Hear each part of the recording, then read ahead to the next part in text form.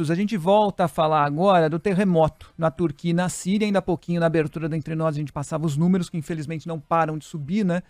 E devem continuar a subir porque as buscas continuam e devem continuar por pelo menos 2, 3 meses, pelo menos essa é a expectativa, essa é a informação que vem direto da Turquia. O Narley Rezende está aqui no estúdio com a gente. Narley esteve lá na Turquia, né, acompanha de perto também toda a situação e fez uma reportagem que está lá no portal da Band, inclusive, para quem quiser conferir, a respeito, Narley, de brasileiros que continuam a procurar o consulado do Brasil na Turquia para repatriação, não é, Narley? Boa tarde para você. Boa tarde, Fábio. Boa tarde todo mundo que nos acompanha aqui na Band News FM. Débora também. Boa tarde. Fábio, no consulado tem recebido, depois da expectativa do retorno do Airbus A330 da Força Aérea Brasileira para buscar a missão humanitária que está lá na Turquia, novos pedidos de repatriação feitos por diversas famílias. A gente tem a confirmação de pelo menos 5 famílias que fizeram esse pedido, já estão na fila de espera, mas há muito mais, porque tem muita gente que precisa ainda comprovar nacionalidade, tem gente que está à distância, não tem internet, não consegue enviar documentos, pessoas que entraram em contato e deixaram em aberto a possibilidade de participar dessa lista de repatriados, pessoas que estão em dúvida, né? Eu conheci lá na Turquia um casal, a Suelen Kaya e o Yusuf Kaya. A Suelen é brasileira e o Yusuf é turco. Eles têm uma filha pequena. Estavam lá, perderam tudo. O Yusuf perdeu um irmão e ele estava com a família toda lá, mãe, parentes, e ele não estava querendo vir e voltar para o Brasil, embora a família dele não tivesse condições, né? Foi convencido pela própria família a acompanhar a esposa então para o Brasil. São casos muito difíceis, um a um, né? Além das pessoas que não comprovam documentação, há refugiados que não têm nenhum documento, muitas pessoas que moravam na Síria, fugiram da guerra civil, começou em 2011, estavam lá no leste da Turquia, casaram com brasileiros. Então a lista deve ser muito maior. O que a gente tem então são essas 5 famílias, são 16 pessoas, 6 delas são crianças.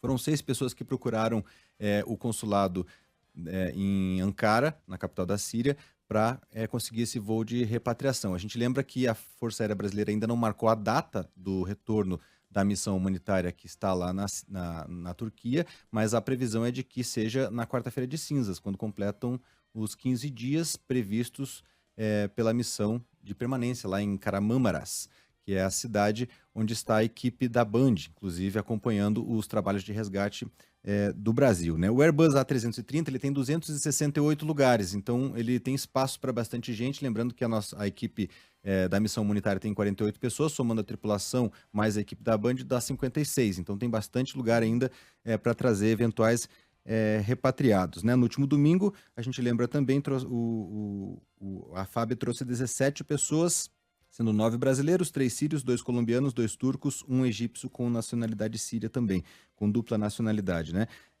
Algumas dessas pessoas, inclusive um sírio, não tinha documentos, também teve bastante dificuldade, chegou a ser detido na imigração, quando a gente tinha acabado de passar, e a gente teve que esperar 1h30 até que os oficiais da embaixada se disponibilizaram lá a negociar com os turcos e liberaram a passagem desse brasileiro por ele supostamente ser casado com uma brasileira, porque também não tinha comprovação. Então, são muitas dificuldades que essas pessoas passam.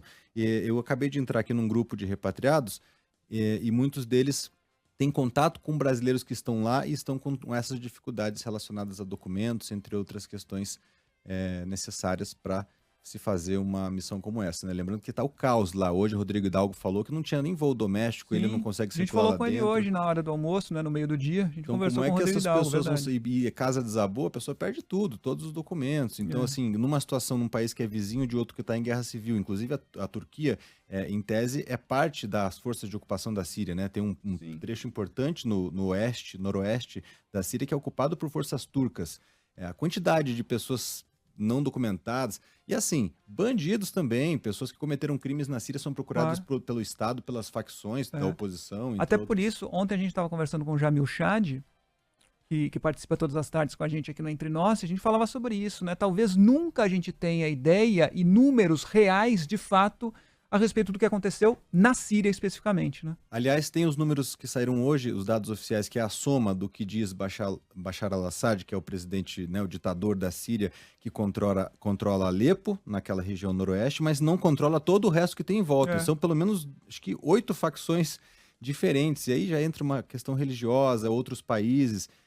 Mas tem um grupo humanitário que chama Capacetes Brancos, Sim. e eles atuam na região e têm contabilizado números paralelos das regiões não controladas pelo Estado. Somando tudo dá 3.688, se não me engano, pessoas mortas, mas é muito maior o número, Claro que sim. dada a quantidade de edificações, os metros quadrados atingidos ali na região.